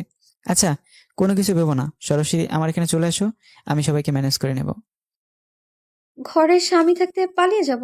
তাও অন্য কোনো পুরুষের সাথে? কেন? স্বামী তো শুধু কাগজে কলমে। আচ্ছা বাদ, কালকে অফিসে যেতে হবে, বাই। আর এত রাতে কল দিবা না, যত সব ফালতু। এইটা বলে ফোন কেটে দিই আর ফোন বন্ধ করে রেখে ঘুমিয়ে পড়ি। এদিকে সেতুর মনটা আরো খারাপ হয়ে যায়। আমি কি এতটা খারাপ ব্যবহার করেছি যে শুভ ভেবেই নিছে আমার বয়ফ্রেন্ড আছে? ছি, নিজেকে নিজের উপর ঘৃণা হচ্ছে। আর ভাবে শুভ আগে মেসেজ দিত, কেমন আছে কি করো, কথা বলার জন্য আমাকে ফোন দিত, আর এখন কথাই বলে না, ঘুরে ফিরে আমাকে অপমান করলো। সারা রাত না ঘুমেই পার করে আর ডিসিশন নেয় যে শুভ তো এখানে চলে আসবে, কারণ শুভ বলেছিল বাসা ভাড়া নিছে আর যেতে বলেছিল আমাকে।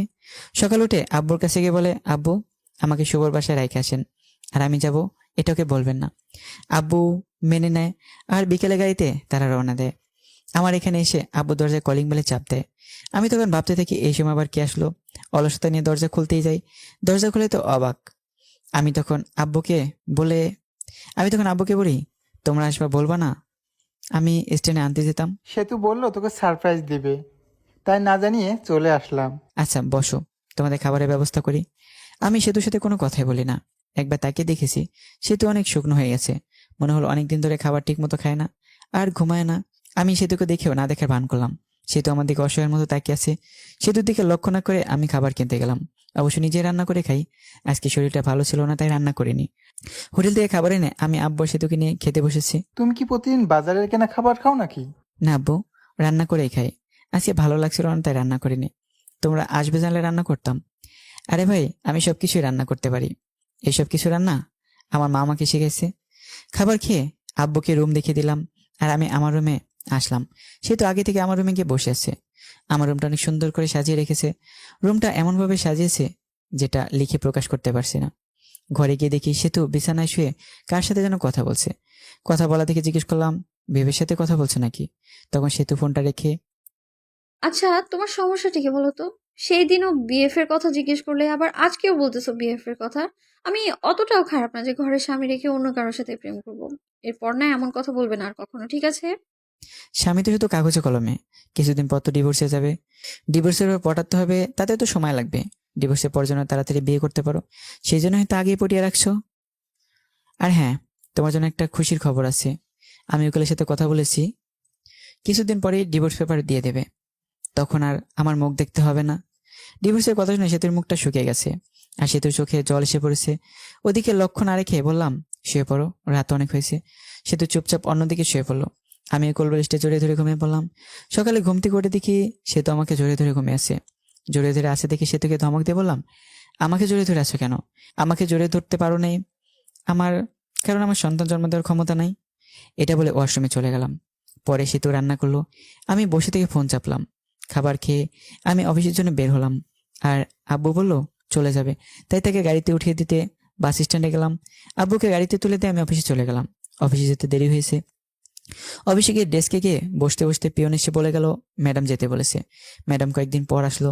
পরে গেলাম, গিয়ে নাম ধরে ডাক দিলাম, আফরিন কেমন আছো? ভালো। তুমি কেমন আছো? আর অফিসে আসতে দেরি করলা যে? আব্বু সেতুকে রাখতে এসেছিল, আমি আব্বুকে গাড়িতে তুলে দিয়ে আসলাম, সেই জন্যই দেরি হলো। ও, তোমার বউ এসেছে? কালকে আমার জন্মদিন, সেই জন্য আসছিলাম তোমাকে দাওয়াত দিতে। তো সেতুকে নিয়ে চলে যাবা, আমাদের বাড়িতে না গেলে কিন্তু আমি কেক কাটবো না, বলে দিলাম। আরে তোমার জন্মদিনে আমি না যাই, আমি তো আগেই যাব। হাসিটা অনেক সুন্দর। ঘরে বউ রেখে আরেকজনকে ইমপ্রেস করার চেষ্টা নাকি শুভ সাহেব? না, যেটা সত্যি ওটাই বললাম। হুম, আমি তাহলে যাই, কাজ আছে। ঠিক আছে, যাও। পরে এসে কাজ করতে লাগলাম। কাজ করা শেষ করে দুপুর টাইম হয়ে গেছে, তখন ফোনটা বেজে উঠলো। ফোনটা হাতে এনে দেখি সেতু কল দিছে। রিসিভ করার ইচ্ছে না থাকা সত্ত্বেও কলটা রিসিভ করলাম। হ্যালো, কে? আমি। ফোন দিছো কেন? দুপুর খাবার খাইছো? খাইলেই কি আর না খাইলেই কি? আমার অনেক কিছু। তোমার সাথে কথা বলার সময় নাই। এই বলে ফোনটা কেটে দিলাম। আপনারা ভাবছেন সেতুর সাথে এরকম ভাবে কথা বলছি কেন? সেতু যেদিন আমাকে মরে যাওয়ার কথা বলেছিল, সেদিন থেকে সেতু আমার মন থেকে উঠে গেছে।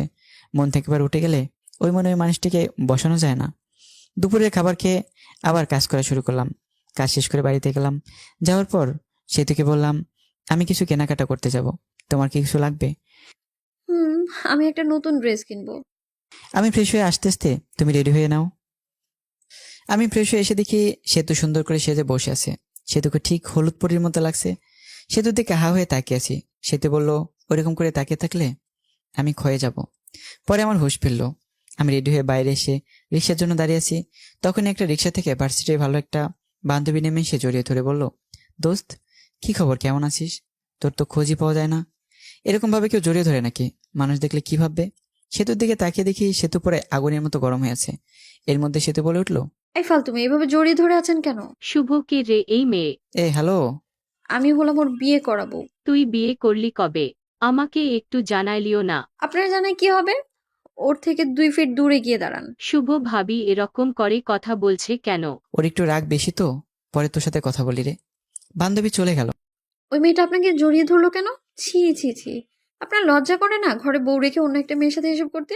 না জানি কত মেয়ের সাথে এরকম করেন আপনি। আমাকে দেখে কি লুচ্চা মনে হয়? হ্যাঁ, এর কোনো মেয়ের সাথে কি করি না করি সেটা আমার একান্তই ব্যাপার। এখন আর তোমার একান্ত ব্যাপার নেই, কারণ তোমার বউ আছে, আর বউটা হলাম আমি। তুমি তো আমাকে স্বামী হিসেবে মানোই না। কিছুক্ষণ চুপ থাকলো সেতু। আচ্ছা, আমাকে মাফ করে দাও। আগের ব্যবহারের জন্য আমি অনেক সরি। আমাদের বাচ্চা না হলে আমরা বাচ্চা একটা কিনে আনবো। আমি ভাবতে লাগলাম সেতু এসব বলতেছে কেন। আমি তো আগ- আগে তো খারাপ ব্যবহার করতো না। ও জেনে ফেলেছে যে আমি ওর সাথে মিথ্যে বলেছি। কি ভাবো? মার্কেটে চলে আসছি, চলো শপিং করি। পরে কিছু কেনাকাটা করলাম, আর আপনার জন্য একটা গিফট কিনলাম। সেতুর জামা কাপড় কিনলো। কিনে বাসায় এসে আমাদের রাখা জিনিসগুলো রেখে সরাসরি চলে গেলাম আফরিনদের বাড়ি। গিয়ে দেখি অনেক সুন্দর করে সাজানো। যদিও জন্মদিন পালন করা আমি পছন্দ করি না। আমরা বাড়ির ভিতরে ঢুকতে আঙ্কেল আন্টি আফরিন আমাদেরকে দেখে খুশি হয়ে গেছে। সেতুকে দেখেও আরো বেশি খুশি হয়েছে। সেতু আফরিনের সাথে চলে গেল, আর আমি একা একা বসে আছি, কারণ আমার পরিচিত কেউ নাই। বসে বসে গল্প লিখতেছিলাম। আসার সময় অবশ্য সময় পেলে গল্প লিখি। তখন একটা মেয়ে এসে বলল, আপনি শুভ ভাইয়া না? আমি শুভ। আপনাকে চিনতে পারলাম না। আমি আপনার একজন গল্প পাঠক। আপনার সাথে অনেক কথা হয়েছে মেসেজে। মনে মনে বললাম, আমি তো অনেক মেয়ের সাথেই কথা বলি, এটা আবার কি? আপনার গল্পগুলো অনেক সুন্দর। আমি তো আপনার প্রেমে পড়ে গেছি। আমার প্রেমে মানে? এখন তো তুমি পিচ্চি মামাতো বোন গল্প লিখছো।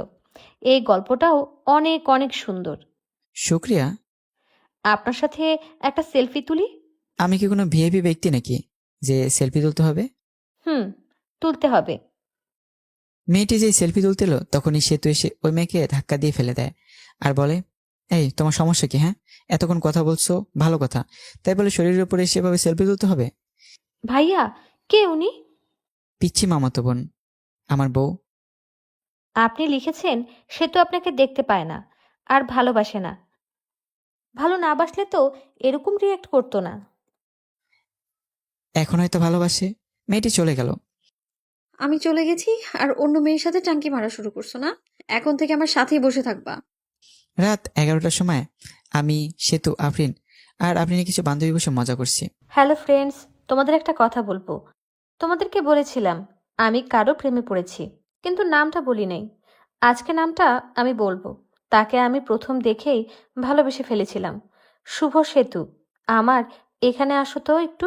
আমি আর সেতু গেলাম। তখন শুভ, এই যে একে দেখছো, একে দেখেই ভালোবেসে ফেলেছিলাম, কিন্তু ভালোবাসাটা মনে রয়ে গেছে। কারণ এই যে মেয়েটা সেতু, সেতু হলো শুভর বউ। এটা বলেই আফরিন ঢুলতে ঢুলতে চলে গেল। অনেক ড্রিঙ্ক করেছে হয়তো। ওর কথাগুলো নিজের ওপর নিজেরই অনেক রাগ উঠে গেল। শালার কেন যেসব করতে গেলাম। পরে আমরাও চলে আসি আর ভাবতে লাগি সেটা কি সত্যি আমাকে ভালোবাসে। যদি ভালো নাই বাসতো তাহলে তো মেয়েদের সাথে কথা বলার সময় জেলাস ফিল হতো না। ভাবতে ভাবতে বাসায় চলে আসি। পরের দিন অফিস বন্ধ ছিল। আমার মাথায় একটা কথাই ঘুরপাক খাচ্ছে, সেতু কি সত্যি আমাকে ভালোবাসে। পরের দিন অফিস বন্ধ থাকায় সেতু বলে চলো একটু ঘুরে আসি, তুমি তো আমাকে নিয়ে একটু ঘুরতেও যাও না। আমি রাজি হয়ে যাই, ঘুরতে যাই। সেতুর সাথে ঘুরতে ভালোই লাগছিল। সেতুকে ফুচকা খাওয়াই দিছি, আরো অনেক অনেক রোমান্টিক ভাবে দিনটা পার করলাম। 2 দিন কেটে দিয়েছি, কিন্তু সেতুর সাথে খারাপ ব্যবহার করিনি, বরং রোমান্টিক ভাবেই দিনগুলো পার করেছি। হঠাৎ করে একদিন অফিস থেকে তাড়াতাড়ি চলে আসি, কারণ বাড়িতে এসে ফ্রেশ হয়ে আবার কোম্পানি কাজের জন্য বাইরে যাব। দরজা এসে ধাক্কা দিতে দরজা খুলে গেল। ঘরে ঢুকে দেখি সেতু মনে হয় কারোর সাথে কথা বলছে। মিষ্টি মিষ্টি এসে কথা শোনার জন্য কোনো রকম শব্দ না করে ওর কাছে গেলাম। জানিস, শুভ তো মনে হয় আমাকে মেনে নিয়েছে। শুভ জানে না যে আমি ওর মিথ্যে কথা ধরে ফেলেছি। আমি জানি ওর কোনো সমস্যা নেই। আমি এই কথা শুনে বুঝতে পারলাম ও সবকিছু জেনে ফেলেছে, যে আমি সন্তান দিতে পারবো না, এটা মিথ্যা কথা। আমি নতুন একটা আইডিয়া বের করলাম, কারণ সেতু আমাকে এখনো ফুলফিল ভাবে ভালোবাসেনি। কোনো শব্দ না করে একটু পিছিয়ে এসে সেতুকে ডাক দিলাম। সেতু ফোনটা কেটে দিয়ে আমাকে জিজ্ঞেস করলো, তুমি এত তাড়াতাড়ি এসছো? আসতে সমস্যা হয়েছে? না, সমস্যা হবে কেন? আর আমি আরো খুশি হয়েছি তোমার সাথে বেশি সময় কাটাতে পেরে। আসাতে সমস্যা হয়েছে। এসব বলতে বলতে সেতু আমাকে সে জড়িয়ে ধরলো, আর জড়িয়ে ধরেই ঠোঁটে একটা শুকনো চুমু দিল। আমি সেতুকে ছাড়িয়ে ফ্রেশ হয়ে চলে গেলাম। ফ্রেশ হয়ে এসে দেখি সেতু টেবিলে খাবার সাজিয়ে রেখেছে। খেতে বসলাম। সেতুকে বললাম, তুমি খেয়েছো? না, চলো একসাথে খাই। নিজের হাত দিয়ে খেতে ইচ্ছে করছে না। আসো আমি খাইয়ে দিই। সেতু খুশি হয়ে গেল। খাবার খেতে সেতুকে জিজ্ঞেস করলাম, আচ্ছা সেতু, তুমি তো এখনো সত্যি আমাকে ভালোবাসো তাই না? হুম, অনেক ভালোবাসি। এই যে আমি বাবা হতে পারবো না, এটা যখন তোমার রিলেটিভরা জানবে তখন তোমাকে অনেক কিছু বলতে পারে। তখন কি তুমি আমাকে ছেড়ে চলে যাবে? ওকে কি বলে বলুক, তাতে আমার কিছুই যায় আসে না। আমি তোমাকে কখনোই ছেড়ে যাব না। আমি একটা দীর্ঘ নিঃশ্বাস নিলাম। কথা বলার মাঝে খাওয়া শেষ। খাবার শেষ হওয়ার পর রেডি হয়ে সেতুকে একটা চুমু দিয়ে কাজের জন্য বের হলাম। বাড়ি থেকে বের হয়ে একটা বন্ধুর সাথে দেখা করলাম। ওই বন্ধুর বড় ভাই ডাক্তার, আর তাকে দিয়ে একটা মিথ্যে রিপোর্ট বানাবো। পরে ওই বন্ধুকে সবকিছু খুলে বলি, আর বলি তোর ভাবির ভালোবাসা পরীক্ষা করার জন্য একটা ফ্যাক রিপোর্ট বের করতে হবে। রিপোর্টটা এমন হবে যে আমি বাবা হতে পারবো না, এটা রিপোর্ট। প্রথমে বন্ধু রাজি হয়নি, পরে অনেক জোরাজুরিতে রাজি হয়। পরে সবকিছুই বুঝিয়ে দিয়ে চলে গেলাম আমার কাজে। কাজ থেকে আসলাম, আর আসার সময় সেতুর জন্য আইসক্রিম আর ফুচকা নিয়ে আসলাম। গিয়ে দেখেছি সেতু অনেক খুশি হয়ে গেল। প্রতিদিন অফিস থেকে আসার সময় সেতুর জন্য অনেক কিছু কিনে নিয়ে আসি। এটা দেখে সেতু অনেক খুশি হয়, আর আমাকে একটা করে কিস করতো। 7 দিন যাওয়ার পর রিপোর্ট বের করে। পরে আমি আমার বন্ধুকে বলি, এটা বাড়িতে গিয়ে দিয়ে আসবি যখন আমি অফিসে থাকবো। বন্ধুটাই তাই করে। আমি অফিসে থাকাকালীন বন্ধু আমার বাড়িতে যায় আর রিপোর্টটা দেয়, আর সেতু রিপোর্টটা নিয়ে পড়তে থাকে। পড়ে দেখে আমি কোনোদিন বাবা হতে পারবো না। ওখানে সব লেখা আছে, আর কারণও লেখা আছে। সেতুর মনটা তখন খারাপ হয়ে যায়। সে কি করবে বুঝতে পারে না। শুভর সাথে সংসার করবে কি করবে না কিছু বুঝতে পারছে না। আমার সাথে থাকার সময়গুলোর কথা ভাবতে থাকে। এসব ভাবতে ভাবতে কোন দিক দিয়ে সময় পার হয়ে যায় সে তো জানেই না। আর আমি অফিস থেকে চলে আসি, আর সেতুর জন্য ফুচকা নিয়ে আসি। বাড়িতে এসে দেখি সেতু মন খারাপ করে বসে আছে। আমি সেতুকে ডাক দিই আর বলি, সেতু কি মন খারাপ? তোমার কি তোমার আব্বা আমার কথা মনে পড়ছে? সেতু কোনো কথা না বলে রিপোর্টের কাগজটা আমার হাতে দিল। আমি কাগজটা নিয়ে বললাম, এসব তো তুমি জানোই। তাহলে তোমার মা বাবাকে জিজ্ঞেস করার পর তোমার মা বাবা কেন বললো যে তুমি মিথ্যে বলছো, তুমি বাবা হতে পারবে? কারণ আম্মু জানে না। সেতু এই কথা শুনে মুখটা রাগি বানিয়ে চলে গেল। আমি ফ্রেশ হতে চলে গেলাম। ফ্রেশ হয়ে এসে কিছু খেয়ে নিলাম। সেতুর সাথে কথা বলার চেষ্টা করতেছি, কিন্তু সেতু দরজা খুলতেছে না। ভিডিও দেখতে দেখতে সন্ধ্যা হয়ে গেল, তখনও সেতু ঘর থেকে বের হলো না। এখন বুঝতে পারলাম সেতু কেন মন খারাপ করে বসে আছে। আমি ভাবতে থাকলাম, সেতুকে তাহলে আসলে আমাকে ভালোবাসেনি। সেতু এতদিন তাহলে আমার সাথে মিথ্যা ভালোবাসা নাটক করেছে। সেতু তো ঘর থেকে বের হচ্ছে না। সন্ধ্যা রান্নাটা মনে হয় আমারই করতে হবে, তাই রান্না করতে গেলাম। রান্না করার প্রায়ই শেষ। তখনই ঠান্ডা পানি মনে গরম পানিতে হাত দিছি, আর হাতটা গেল পরে। পরে ওমা বলে চিৎকার দিতেই উঠি, কিন্তু আফসোস ধরার মতো কেউই নেই। পরে নিজের হাত ধরে ঠান্ডা পানিতে কিছুক্ষণ ডুবে রাখলাম। এরপর ডাক্তারের কাছে গিয়ে হাতটা মেডিসিন লাগিয়ে নিয়ে আসলাম। হাত একেবারে ছুলে গেছে, দেখতে অনেক বিশ্রী হয়ে গেছে। রান্নাকে শেষ করে সেতুকে ডাক দিলাম, বললাম, সেতু দুপুরের খাবার খাওনি, এখন রাতের খাবারটা খেয়ে নাও, তা না হলে শরীর খারাপ করবে। তুমি হয়তো আমাকে মেনে নিতে পারছো না, ঠিক আছে, আমার ডিভোর্স পেপার রেডি আছে, তোমাকে দিয়ে দেবো, তোমাকে মুক্তি দিয়ে দেবো। আসো তাও খেয়ে নাও। পরে সেতু বের হলো, আমার হাতটা সেতুকে দেখায়নি। পরে সেতু চুপচাপ খেয়ে নিল। হাতের কষ্ট থেকে মনের কষ্টটা অনেক বড়। সেতুকে অনেকটা ভালোবেসে ফেলেছিলাম। হাত পড়ার কারণে হাতে জ্বালা পোড়া করছে, আবার মনটা ভালো নেই। সেতুর সাথে কাটানো সময়ের কথাগুলো ভাবছি, কত সুন্দর ছিল দিনগুলো। এসব ভাবতে ভাবতে চোখে জল এসে গেছে। মনে হইতেছে চিৎকার করে কাঁদি। ঘুম ধরছে না, এমনিতেই হাতে জ্বালাতন করতেছে, আবার ক্ষুধাও লাগছে। রাত 12টা বেজে গেছে। বসে থেকে কান্না করছিলাম। কষ্ট আর সহ্য হচ্ছে না, অনেক কষ্ট হচ্ছে, যেটা হয়তো বলে প্রকাশ করতে পারবো না। চোখ দিয়ে জল থামছেই না। তখনই তখনও কাঁধে কারো হাতে ছোঁয়া পেলাম। পিছনে তাকিয়ে দেখি সেতু দাঁড়িয়ে আছে, চোখের জলটা মুছে। তুমি এখানে কি করো এত রাতে? আপনি কি করেন? আমার ভালো লাগছে না, তাই আমি বসে আছি। আমারও ভালো লাগছে না, তাই আমিও বসে থাকতে এলাম। তোমার আবার ভালো লাগবে না কেন? তোমার ভালো লাগার কারণ তো তোমাকে ছেড়ে দিতেছি। ডিভোর্স পেপার তো রেডি আছে, কালকে সকালে নিয়ে আসবো। মন খারাপ করো না তো। মেয়েদের সাথে ফষ্টি নষ্টি করতে পারো না বলে আমার ডিভোর্স দিবা, তাই না? এসব কি বলো? তুমি তো বলা ডিভোর্স দিতে। সে তো আমার কলা ধরে বললো। ওই আমি কখন ডিভোর্স চাইলাম? আমি তো চুপচাপ ছিলাম। আমি বাবা হয়তো পারবো না শুনে তুমি মন খারাপ করে দরজা লাগিয়ে বসেছিলে। তো এটা বোঝাই যায় তুমি আমার সাথে থাকতে চাও না, ডিভোর্স চাও। আরেকবার ডিভোর্সের কথা বললে না ঘাটটা মুটকে দিবা, একদম বলে দিলাম। আসলে আমি সরি, আমার ভুল হয়েছে। আমিও তোমাকে ছাড়া থাকতে পারবো না। আমি তোমার সাথে কাটানোর সময়গুলোর কথা ভাবলাম। তুমি আমাকে কতটা কেয়ার করো এটা ভাবলাম। বাচ্চা হবে না তো কি হয়েছে, আমরা বাচ্চা একটা কিনে নিয়ে আসবো। সত্যি তুমি আমাকে ছেড়ে যাবে না? মরার আগ পর্যন্তও যাব না। আজকের ব্যবহারের জন্য অনেক সরি। হুম, আমরাই তো। সে তো আমাকে জড়িয়ে ধরে আছে, আমি ধরেছি। রোমান্টিক ওয়েদার আমাদের মাঝে। সে তো শরীরের সাথে একটু ডান হাতটা লাগাতে বলে উঠলাম। কি হয়েছে তোমার? আমি তখন সেতুকে হাতটা দেখালাম। সেতু চমকে উঠলো। এরকম হলো কি করে? আজকে রান্না করার সময় এরকম হয়েছে। সেতুর চোখে জল এসে গেছে। আমি আসলে সরি, আমার সন্ধ্যার সময় এরকম ভাবে থাকা উচিত হয়নি। তোমার অনেক কষ্ট হচ্ছে, তাই না? হুম। তাহলে তুমি তো ভাতও খাও নাই, তাই না? হ্যাঁ। পরে সেতু প্লেটে ভাত নিয়ে এসে আমাকে খাইয়ে দিল। আমি খাচ্ছি আর মাঝে মাঝে হাতে কামড় দেই। খাওয়া দাওয়া শেষ করে আমার বুকের উপর সেতু শুয়ে আছে। আমি সেতুর মাথায় হাত বুলিয়ে দিচ্ছি। পরে দুজনে ঘুমিয়ে পড়ি। এখন থেকে শুরু হলো রোমান্টিক সংসার। হঠাৎ করে একদিন সেতু মাথা ঘুরে পড়ে যায়, আর আমি ডাক্তারখানায় যাই। ডাক্তার বলে খুশির খবর, আপনি বাবা হতে চলেছেন। এটা শুনে আমি অনেক খুশি হই। সেতুকে বলতে সেতু মুখটা গোমরা বানিয়ে বলে, আমার পেটে বাচ্চা আসলো কিভাবে? তুমি তো বলেছিলে বাবা হতে পারবে না, আর রিপোর্টে লেখা ছিল। ও, ওইসব ছিল সাজানো নাটক। ওই রিপোর্টে ছিল সাজানো। তুমি আম্মুর কাছ থেকে জানছিলা। আমার কোনো সমস্যা নাই, এটা আমি জানতে পারি।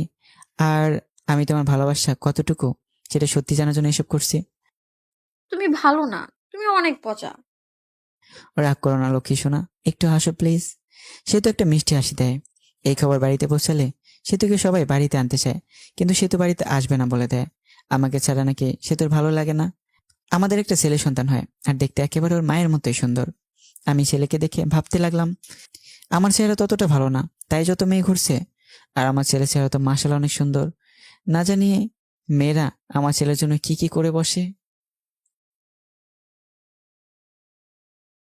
প্রতিদিন ভালোবাসার নতুন নতুন গল্প পেতে চ্যানেলটি সাবস্ক্রাইব করে পাশে থাকা বেল বাটনে ক্লিক করুন।